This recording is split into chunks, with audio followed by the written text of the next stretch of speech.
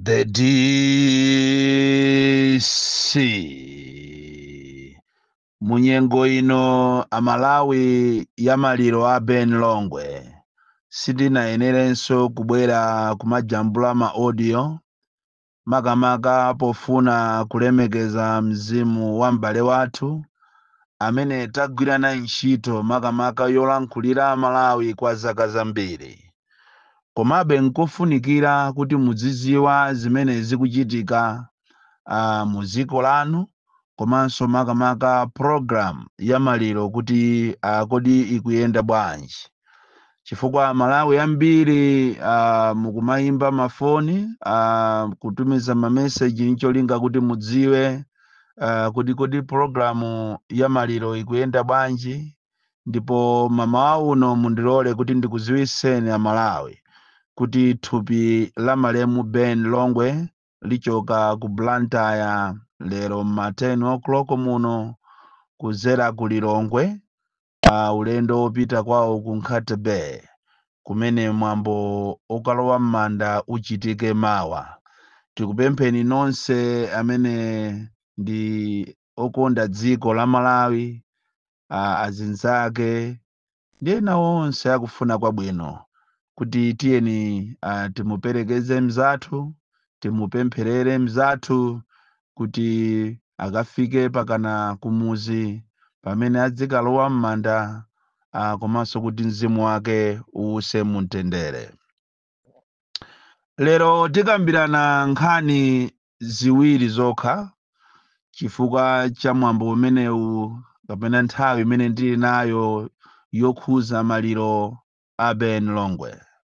Ndi chikhulupiriro kuti uthenga umenewu akanalankhula ndi Ben Longweyo komano muutenge uthenga kuti akulankhula ndi iyeyo. Nkhani zathu zikulu lero ndi ziwiri. Nkhani yoyamba ndi ya Zikwanje komanso nkhani yachiwiri ndi yokhuza kumangidwa kwa anthu osusa boma. Ndikulankhula izi kuti nkhani ya Zikwanje pamene tikupita ku 2025 kulankhulira kwambiri, kudandaulira kwambiri zipani zosusa komanso kudandaulira machalichi komanso the donor community. Wherever you are, you must listen so attentively. Iyi nkhani iyi ya Zikwanje iyi inayamba kuyenda pang'ono tinkaona ngati itha komano pano ikukula.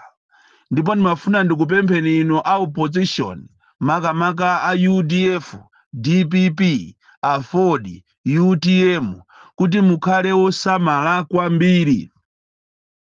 As we talk now, Lilongwe ikuoneka ngati slowly is becoming a no-go zone for opposition parties and for any other activity chimene chikuchitidwa dimu kukhala chosusana ndi boma.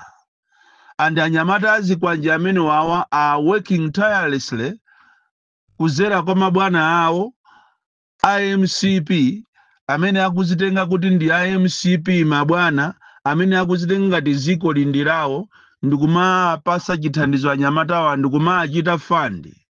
Ndafuna ndinene kuti a opposition ngati simusamala, amachalichi ngati simusamala, donor community, if you are not taking care, there will be no elections in September 2025. Muziwe ichi kunena kuti bungwe la zisankho lidasamuka kuchokera ku Blantyre kupita ku Lilongwe. Ndipo bungwe la chisankho role yake yayikulu ndikuonesesa kunena kuti kuli fair and free elections.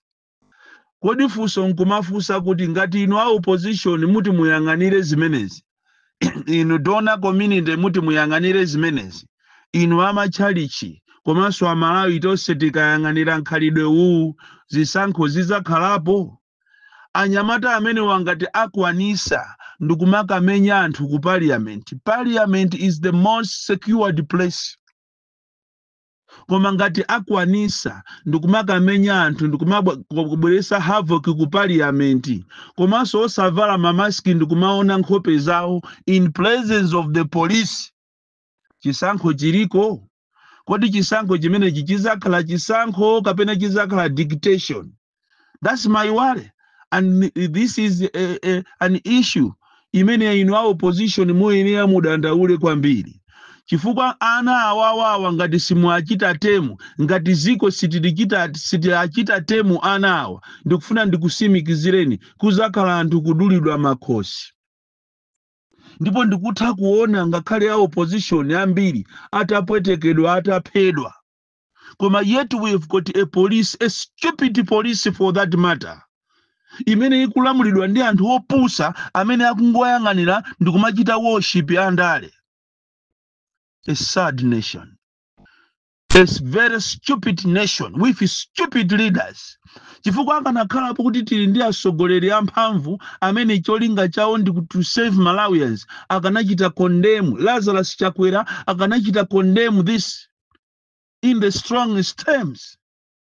Even iso kuchita fire ama individuals amene ali behind this grouping.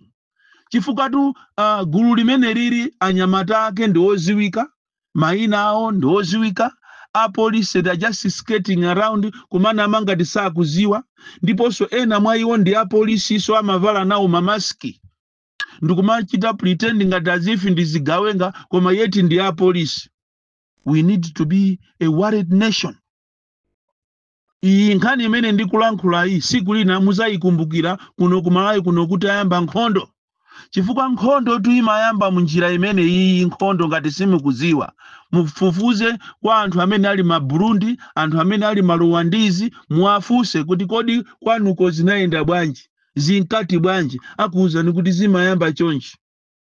Timagulu ting'ono kumasekerera President Chakwera, kaya sindikudziwa kuti President amene yakuganiza bwanji. Sindikudziwa kapena ndi statement yomweja munanena muli pa campaign kunena kuti muzachita shed blood. Are you shedding the blood now? Mr. President, you need to advise your cabinet members. You need to advise your MCP members. This is a democratic country. Koma izizi siku lina international community ikalowererapo ndikuzakutenga ndikupita ku Hague, musazanene kuti Trump akukudani. Ma civil society organizations, you need to take, a leading role in condemning what Chakwera is doing. Chifukwa ngati akwanisa anyamata ndikukamenya anthu kukasokoneza parliament malo opsya kwambiri, parliament malo otetezedwa kwambiri, kuli bwanji iniyo ndikachipani kanuko. Ndiye anthu ataona zolakwika kumeki angapiteko. Siku limene linde kuti anthu azakwanisa kumatenga mabokosi aja ndikumaka ochonga ndikumaka siya ma station koma ali ndi zikwanje, ali ndi mfuti zimene agawana. Our mawu awamuza wakumbuka, we need to make a lot of noise to condemn what Chakwera government is doing and the MCP. These are serious issues. Alipo ngati ali MCP kuti mmakhala pa meeting ndikumakambirana kuti muzipanga zimene zizi, then we are a sick nation. Komanso ngati pali ma individuals amene akumapanga zimezi ati Chakwera's watch, then we are sick. Anayenera anthu amene wawakhala ndi minister amuchite temu komanso amuchite fire from the cabinet. Chifukwa izizi slowly zibweresa anake, slowly zibweresa nkhondo izizi. Anyamata amene wali ndi mphamvu kopsya mphamvu kuposa a police. Unfortunately, we have leaders that are protecting these or that are manning these institutions. Ma leaders opepera kwambiri. And izizi muzimve ndinu ma leaders opepera, inspector general komanso army commander ndinu anthu opepera kwambiri. Kuli kukhala kumangana ni mangeni koma izizi siku lina muzapesa mtundu wanu ubwini wake nkhondo ikabwera sizayang'ana kuti awa ndi yako andani. Si maona kuti uyu akuchokera ku polisi kwa inspector general kapena kwa army, imangopha basi futi imangopha nkhondo ikayamba. And zimene mukupanga zinawonso a opposition anati azukereroli azipanga mutamangati mukahamangetu. Koma you are leaving your members ndikumachita terrorize this country, yeti ma police mukuziona zonsezi koma you are not doing anything. Amalawi, mulire kumene muliko, mudandaule kumene muliko. Tili ndi mtsogoleri amene sanabwere kuzasogolera dziko lino, koma wabwera kuti azayambise nkhondo in the name of Lazarus Chakwera, amenenso ndi m'busa for that matter. Ndiye nkumafunsa kuti kodi inu apaki muli kuti? Beni Longweto akanafunsa funso limenelo. Inu apaki muli kuti, mukuti chani? Inu HRDC amene nthawi imene mukatakanidwa kwambiri, a gifted trapeze, asembereka, amayaya, muli kuti? Your friend is terrorizing Malawi, is killing Malawians. Where are you? Mwaja mabanzi. Ziko tu ili ndi ziko la ufulu, limene anthu ake ambiri ndi osauka, muli azigogo, muli ana, amene tikunena pano mwina ikuthanonso pano mwezi asakuja. Muboma limene mwachita create njala, boma limene mwafika sono size, yomakhapa ma civil servants. Are you really serious?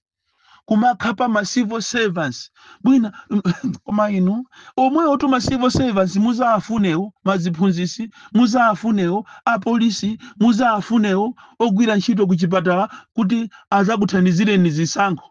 Nderero mukuwakhapa kuwatuma anyamatani ndikumakhapa. Chakwera must be serious. Chakwera must be ashamed of what is happening in Malawi. We cannot sit and watch this happening. No way. Even olomutabwera ndikuchita point out mfuti pa ineyo siningaope koma ndikuuze ni chilungamo kunena kuti mukamva kuti uchisiru ndi umene u koma tuotuuza analiko. Mawu amene wandima wakumbuka kwambiri, mawu awa Mutharika anakhalako akamba kunena kuti koma inu mwati mufuna muvotere MCP. Koma achinyamata ambiri ndife zisiru za anthu, zisiru za achinyamata ndi amene timasusuka. Nthawi imene ijayo tinasusuka kumaona ngati amene iyi ni munthu ndi m'busa osadziwa kuti tikuziyitanira mavuto. Uthenga umene upite. Achinyamata ino amene mukupanga zimenezi kumakhapa anthu, nkhope zanu zikuoneka. Ziko limasintha, ziko litasintha, andale amene mukuatumikirawo amathawa, amakana milandu kunena kuti ife sitikuziziwa zimenezo. Iyo ukakhalako wekha kusero. Nderero ati ena mukumayenda msewu mukaapeza anthu mukamacheza nawo kumanena kuti ineyo ndi chigawenga ineyo. Ine ndi chigawenga. Ndipo tiyeni ndikugaireni malo, mbwere ndikakugaireni malo, kuteko mwalanda malo pa community apo mukumangapo mashopu anu. Komatu, koma. So our opposition atupere muluzi, you need to wake up. Kabambe, you need to wake up. Mutharika, you need to wake up. Mai Joyce Banda, mukulankhula bwino kwambiri sopano, mai mukulankhula bwino ziko likukuyamikirani. Mukuzuzula iniyo ngati mai, you need to take a stand. We need to come together. Enoch Chihana, we need to come together as a country. You as leaders, you must report this to the international community. Muauze zimene zikuchita Chakwera kunoko ku Malawi afuna azipha anthu. Nduyu amba kumamanga opposition achina Gangata milandu yopanda ntchito ngati yo ya ma certificate. Yeti iniyo amene muli ku State House, muli mboma ndi amene muli agalu sosaphunzira. Because ma activities mukuonesa wa ndi umbuli tu. Ise sign yonena kuti ku MCP ko kuli mbuli. And yet ambiri inu maoneka kuti ndino anthu ophunzira. Ise sign yokuti mulibe ma certificate mukanakhala kuti ndino anthu ophunzira. Sibweze mana mukupanga khalidwe limene li kumamanga munthu on baseless issues. Ati pakana kumapita ma secondary school kubene ine ninaphunzira ngati Boni Kalindo kumakafufuza kuti akuti amene anaphunzira kuti ndiye munanyi anayotu. Inetu I went to school. Whatever I am doing I know. Whatever I am doing I know. Sikutati ndine mbuli tu iya. Kumapita kusukulu kwanga zisiri inu kwambiri. Ati kumakafufuza kuchokera ku area sateko kuononga mafuta ulendo pakana kumakapita kuma college kumaona ati ngati ndine osaphunzira. Apanga mukunama atu. Mukunama. inu zisiru kwa basi mwala mokuti mukonze economy ya ziko linolo mwala mokuti mukonze njala imene ili mu ziko muno mwala mokuti musamalire anthu muzimanga misewu muzipanga zinthu mwina kupeza mavoti awiri lero muli busy kumalimbana ndi anthu kumamanga anthu and for the first time mungamunyamule munthu mu ambulance iniyo pakana kukatenga ujeni warrant of arrest ku koti yana koma ndiye mwayalukatu ndiye panotu ati mukukonza sokuti mfuna mmange anthu ena koma chiseko nde chakupanani kopsha simukupuma bwino ena nutu mugwa ndi BP kufuna kuteteza zimene anthu asakufuna kuti aziziwe ili ndi ziko ilili tithokoze amakhoti kuti you just stand for the truth chifuka kana khaso amakhoti kuti akupanga zamanyaka ngati zizi ndiye kuti muno Malawi muno alesi atamangidwa agalu inu mwabandalama zambiri mwapanga zinthu zoopsa koma simukumangana nokhanoka mukufuna muzilimbana ndi opposition ndiye tu Malawi yake sife ndikuuzeni kaya mupanga za mapoison kaya mupanga za futi ini chikakhala chinocho ndiye chimangonena chifuka ine pamene munthu muziza ndi pananeso ntekaniza khanta pita ndi yanga muyerekeze do not try to touch me do not try to touch the anointed ine sinimapanga mantha iyayi kufa kubadwa kamozi kufaso kamozi ndipo akanakhala kuti agalu iniyoku simuzafa imwina ikanakhala nkhani ina koma nanunso muzafatu muzafa iniyo muzafa ndipo mufune musafune palibe amene azakhale pa udindo wa muyaya nanunso udindo umene uzatha makobiri amene mukudyawo muzamwalira makobiri wazasala chumacho chizasala ndimene ziko lili so in our position you must have an emergency meeting unfortunately akumalawi kunoko amakumana kumaliro sacheza kukikhala ndi ma meetings yawo ngati awo opposition kuuzana kuti imene zilili ziko titani koma aliyese akupanga zache wina akupita ku north wina akupita ku south wina akupita ku east wina akupita ku west simukugwirizana aliyese angofuna upresident but you must know kuti anthu akuzunzika kuno ku Malawi Bon Kalinda the DC mwana woopsa kwambiri the most deadly and dangerous child from Jeza village tiye Mabuka box 76 Mulanje Malawi Southern Africa ndineneso pano kunena kuti mawa komanso la Mulungu kulibe the DC pofuna kulemekeza mzimu wa malemu Ben Longwe.